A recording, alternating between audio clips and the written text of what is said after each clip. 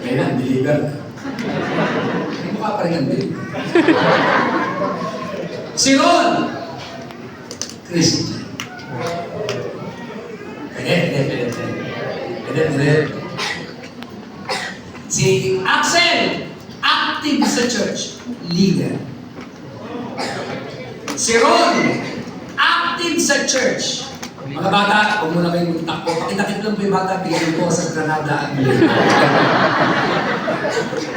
Okay. Si Ron, active sa church, leader. Pwede? Si Ron, may active sa church, leader, mahal na mahal si Lord, nagtatize. Si Axel, si Ron, same thing, mahal na mahal si Lord, nagtatize, faithful, leader, active, discipler, cell leader, primary complex, primary complex. Pareho sila. Si Axel, bigla may petition sa ibang bansa. Kukunin ng family sa New Zealand. Magpapagatas ng mga baka. Kaya ang sweldo 250,000. I didn't know. Si Ron, gusto sa Pilipinas maglingkod. Nanligaw ang dalawa. Parehong Christian, parehong qualified, parehong gwapo, pareho ng height.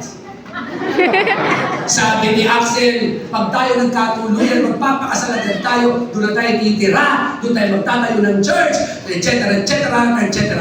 Ito gusto rin. Sino pipiliin mo? Bakit? Sino?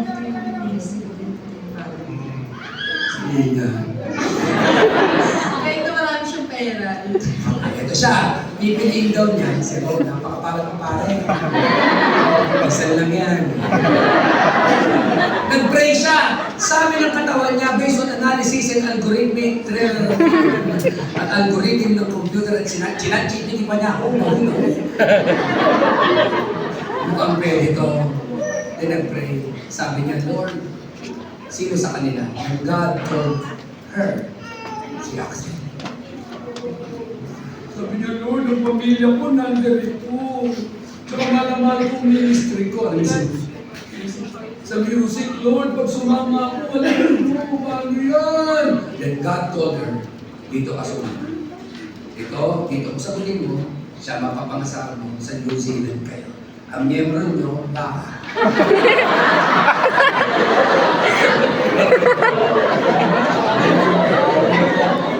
Unang church mo. Ang ginawa ni Sheila, sumunod sa pinapagawa ng Diyos. Ano ang tawag dyan? More pleasing. It's nyo? Sa pleasing, madali. Bakit? Ang believer, ang madali.